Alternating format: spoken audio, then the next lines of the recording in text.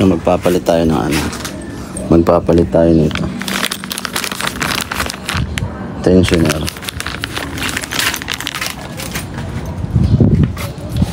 Tanggalin lang natin to. Natanggalan natin yung dalawang 10mm. Dito.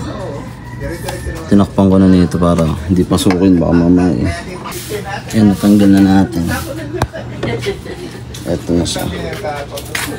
Tapos 10mm lang din ginamit ko. Alalay na lang talaga, no? Ito yung bago. Ito yung luma. Kaya di kayo pwede mag-alis-alis.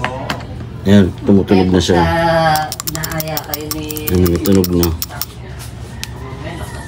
Tatry ko, yan, ito refresh.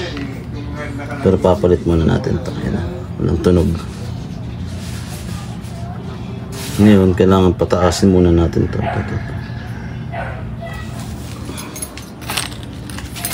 Hindi na kayo nagkakain. Gamit. Pagka sinasama ka rito, nataglag siya. Ako naman, magbabalit. Ito, gamit to. I-adjust natin. Oh. Mas mag-isa lang yan.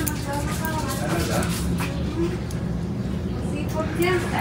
Eh, asawa kasi nagkasakit. Kaya mag-isa na lang niya na... Ay, naalala natin. Baka mamay matulog pa.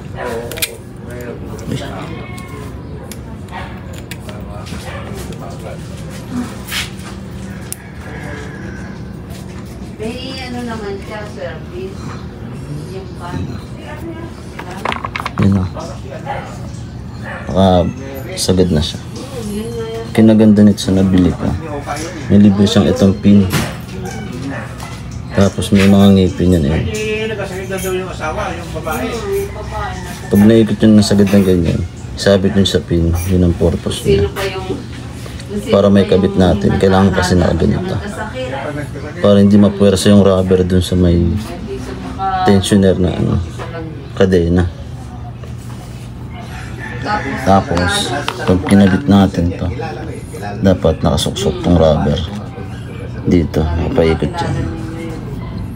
Sige, kabit na natin.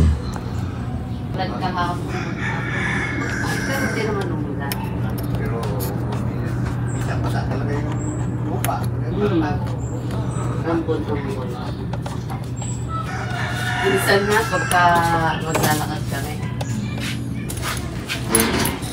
Ito na, ikabit na natin. Ito muna.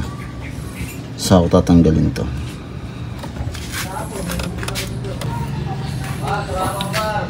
Ito na, naikabit na natin lahat.